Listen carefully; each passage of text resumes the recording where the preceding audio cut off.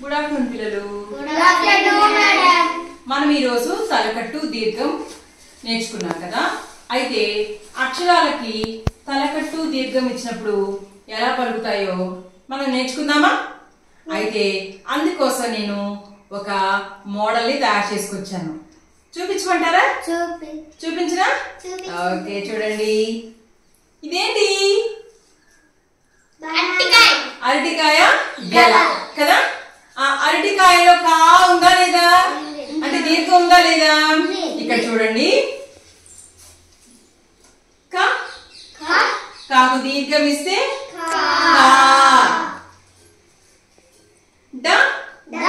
డాకు దీర్ఘం ఇస్తే డా. కాకు దీర్ఘం ఇస్తే ఖా. గాకు దీర్ఘం ఇస్తే గా. ఢాకు దీర్ఘం ఇస్తే ఢా.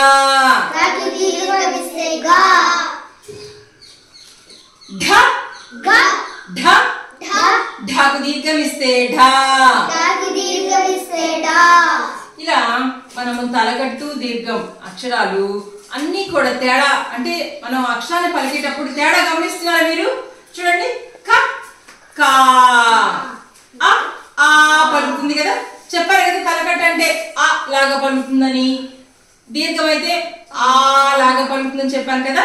సో ఇక్కడ మనకి ఇచ్చిన ఈ అందమైన అరటిగెలలో మనకి అక్షరాలు ఉన్నాయి. అవి మనం తలకట్టు దీర్ఘం తేడాన్ని పలుకుతూ అక్షరాలు చదవాలి. నువ్వు చదువుతావమ్మా? నూరాయింది చదువు. ఇదేంటి?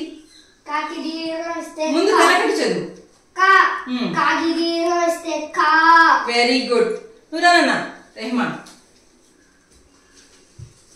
ఇది చదువు. Very good. నూరానా ఇది చదువు. Very good. ఇలాగ మనము ఈ అరటికాయలో ఉన్న అరటికాయల్లో ఉన్న అక్షరాలను తేడా గుర్తిస్తూ చదువుకోవాలన్నమాట. నచ్చిందా మీకు ఈ మోడల్? మీకు ఇచ్చేస్తాను, మీరు చక్కగా చదువుకోండి, సరేనా? తమాషాగా ఉంది కదా. అరటికాయల్లో ఏమున్నాయి? అరటికాయలు ఉన్నాయి. అరటికాయలు ఏమున్నాయి?